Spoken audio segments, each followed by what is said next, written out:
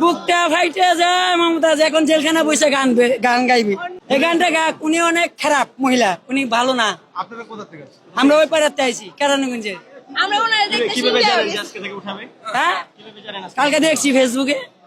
এখন কেন আসছেন এখানে? এখানে আসছি ওনারে দেখতে, বাস্তবে দেখলাম ওনারে, ভালো করে দেখতে পারলাম না। ওনার প্রতি কোনো ক্ষোভ আছে?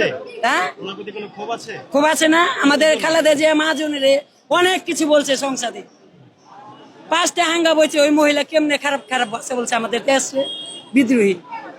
উনি ভালো না। আপনি হাতে অসুস্থ নিয়ে গান জানেন?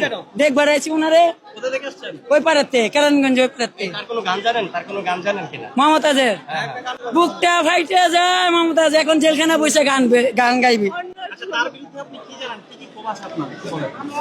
উনি আমরা খালেদা জিয়ার পার্টি, আমরা বিএনপি করি। আমার ভাইস্তা রাজনীতি বিএনপি, কেন না আমানা পার্টি আমরা। উনি যে সব ভাষা বলছে খালেদা জিয়া হইলে আমাদের মা। উনি উনি একটা নারী, খালেদা জিয়া একটা নারী। ওনারা এখন পাইলে আমরা আলকাতরা মারতাম, আমাদের ঢুকতে দিল না। আর কিছু বক্তব্য ওনার পাশে চাই। আপনারা কয়জন আসছেন ওই থেকে, কেরানীগঞ্জ থেকে? আমরা 4জন। আপনারা কি বিএনপি করেন? আমরা বিএনপি করি। আমানুল্লাহ আমান, কেরানীগঞ্জ আমানুল্লাহ আমান, আমরা তার নেতৃত্বে আসছি।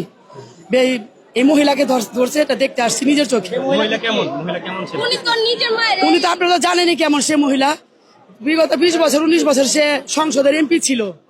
আমাদের দেশনেত্রী বেগম খালেদা জিয়া আমাদের আমানুল্লাহ আমানকে বারবার মিথ্যা মামলা দিছে। এরা অনেক যন্ত্রণা করছে আমাদের বেগম খালেদা জিয়ার নামে মিথ্যা বিভিন্ন ধরনের। এই সংসদে বৈশা, সেটা আপনারা সবাই জানে, এই পুরো বিশ্ব জানে, এই মিডিয়া জানে যে উনি কত রকমের খারাপ খারাপ কথা বলছে। আমরা চাই না সুস্থ বিচার হোক, এবং আমরা এটাই চাই, আর কিছু চাই না।